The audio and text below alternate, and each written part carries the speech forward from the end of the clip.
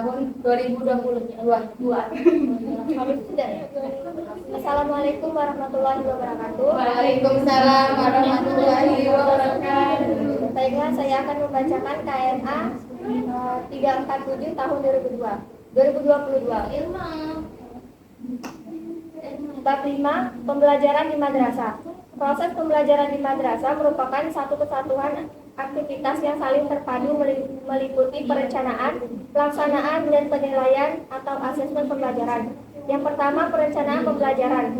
Perencanaan pembelajaran merupakan kegiatan yang dilakukan oleh pendidik atau untuk merancang kegiatan pembelajaran agar berjalan efektif dan efisien dalam mencapai tujuan pembelajaran. Perencanaan dilakukan untuk memastikan bahwa guru melakukan persiapan dengan baik dan bermutu sebelum melaksanakan kegiatan pembelajaran. Yang kedua adalah pelaksanaan pembelajaran. Pembelajaran merupakan proses interaksi peserta didik dengan pendidik dan sumber belajar pada suatu lingkungan belajar. Prinsip pembelajaran sebagai berikut. A. Penguatan pola pembelajaran religius dengan menjadikan nilai-nilai akhlak dan pemahaman yang moderat sebagai inspirasi cara berpikir, cara bersikap, dan bertindak pada proses pembelajaran di madrasah. B. Menerapkan pembelajaran yang menggunakan nilai-nilai keislaman sebagai hakikat pola hubung pendidik dengan peserta didik. C. Menerapkan pembelajaran aktif dan pengalaman langsung dari peserta didik.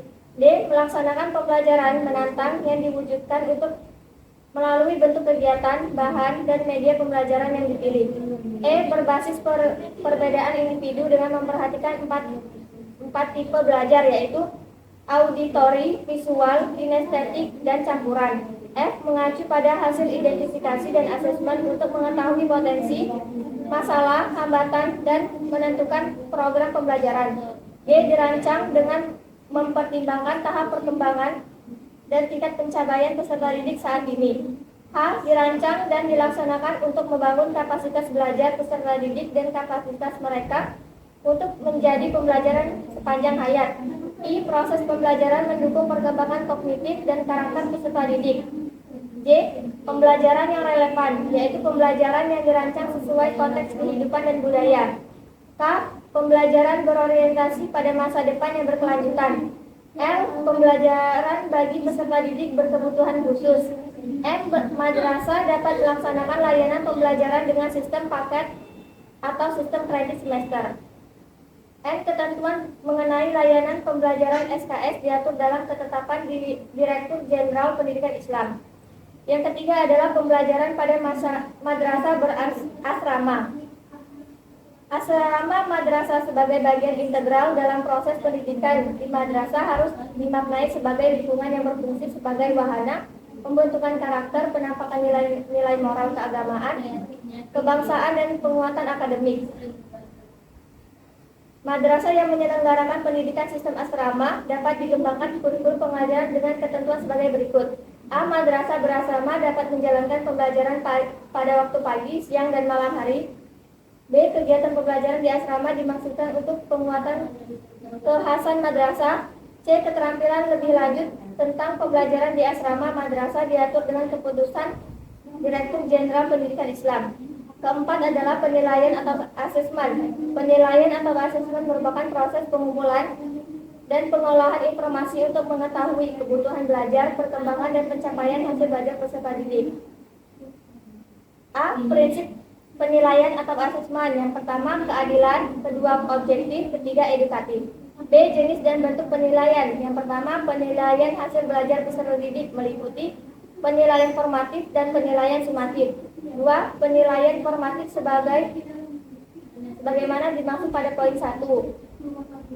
Tiga, penilaian sumatif sebagaimana dimaksud pada poin 1 huruf D pada jenjang pendidikan dasar dan jenjang pendidikan menengah. Keempat, penilaian sumatif berdasarkan dimaksud poin 1B pada pendidikan anak usia dini. Yang kelima, penilaian hasil belajar peserta didik untuk menunjukkan kelulusan dari satuan pendidikan. Yang keenam, penilaian hasil belajar peserta didik dapat membentuk tes tulis, praktek, penugasan, portofolio, dan atau bentuk lain yang ditetapkan oleh madrasah. Ketentuan lebih lanjut mengenai penilaian hasil belajar peserta didik pada madrasah dapat diatur dalam ketetapan oleh Direktur Jenderal Pendidikan Islam. Bab 6. Implementasi kurikulum pada madrasah. Implementasi kurikulum pada madrasah pada RA, MI, MTS, MA, dan MAK mulai pada tahun pelajaran 2022-2023 dengan ketentuan sebagai berikut. 1. Madrasah menerapkan kurikulum 2013 dengan kompetensi inti dan kompetensi dasar yang ditetapkan oleh pemerintah. Kedua, madrasah menerapkan kurikulum merdeka di madrasah dengan capaian pembelajaran yang ditetapkan oleh pemerintah. 3. Implementasi kurikulum sebagaimana dimaksud pada angka 1 menerapkan kurikulum 2013 dengan ketentuan sebagai berikut. A. Kompetensi inti dan kompetensi dasar mata pelajaran.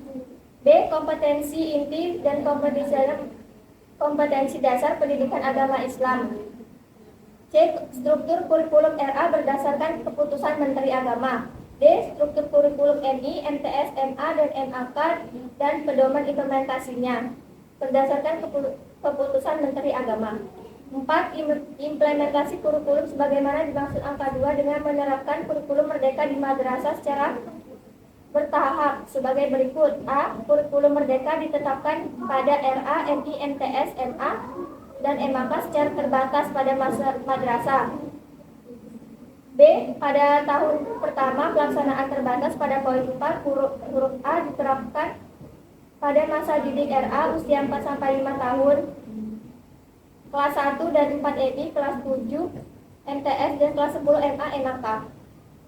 C. Pada tahun kedua diterapkan pada peserta didik RA usia 5-6 tahun, kelas 1, 2, 4, dan 5 MI, kelas 7 dan 8 MTS, dan kelas 10 dan 11 MA, MAK. Pada tahun ketiga diterapkan pada peserta didik RA usia 4-6 tahun, kelas 1, 2, 3, 4, 5, dan 6 MI, kelas 7, 8, 9 MTS, dan kelas 10, 11, 12 MA atau MAK. Mekanisme implementasi kurikulum merdeka pada madrasah. Yang pertama, madrasah secara mandiri melakukan persiapan implementasi kurikulum merdeka. 2. Madrasah menyusun dan mengembangkan kurikulum. 3. Madrasah yang sudah siap menerapkan kurikulum merdeka mengajukan usulan kepada kantor pemerintah agama. 4. Kantor Kementerian Agama kabupaten atau kota mengusulkan madrasah pelaksanaan kurikulum. 5. Kantor wilayah Kementerian Agama. 6. Direktorat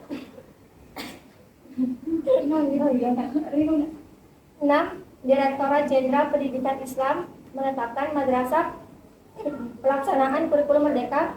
7. Madrasah yang telah ditetapkan sebagai pelaksana kurikulum merdeka dapat memilih 2 pilihan dalam mengimplementasikan kurikulum.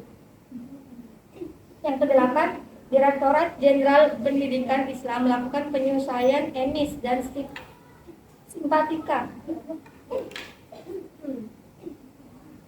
9. Direktorat Jenderal berhak menunjukkan madrasah untuk menjadi politik pelaksanaan kurikulum merdeka. Bab 8. Proyek penguatan profil pelajar Pancasila pada madrasah.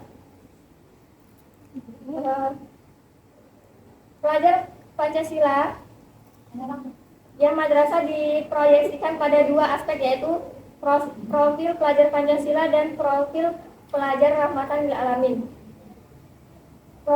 Pelajar Pancasila memiliki komitmen kebangsaan yang kuat, bersikap toleran terhadap sesama, memiliki prinsip menolak tindakan kekerasan baik secara fisik maupun verbal, dan menghargai tradisi. Pelajar Pancasila yang rahmatan lil alamin mengajak untuk memberikan kedamaian, kebahagiaan, dan keselamatan untuk sesama manusia serta untuk makhluk ciptaan Allah Subhanahu wa taala. Yang pertama, A. Proyek penguatan profil pelajar Pancasila. Proyek penguatan profil Pancasila merupakan kegiatan kurikuler berbasis proyek yang dirancang untuk menguatkan upaya pencapaian kompetensi dan karakter sesuai dengan profil pelajar Pancasila yang disusun berdasarkan standar kompetensi lulusan. B. Profil pelajar rahmatan lil alamin. Proyek penguatan pelajar profil Rahmatan lil Alamin merupakan kegiatan kokurikuler berbasis proyek yang dirancang untuk menguatkan upaya pencapaian kompetensi dan karakter sesuai dengan profil pelajar Rahmatan lil Alamin yang disusun berdasarkan standar kompetensi lulusan. C. Proyek penguatan profil pelajar Pancasila di RA. Proyek penguatan pelajar profil Pancasila di RA bertujuan untuk pengayaan wawasan dan penanaman karakter sejak dini. Penguatan profil pelajar Pancasila dilaksanakan dalam konteks perayaan tradisi lokal, hari besar nasional dan internasional. CD. Proyek penguatan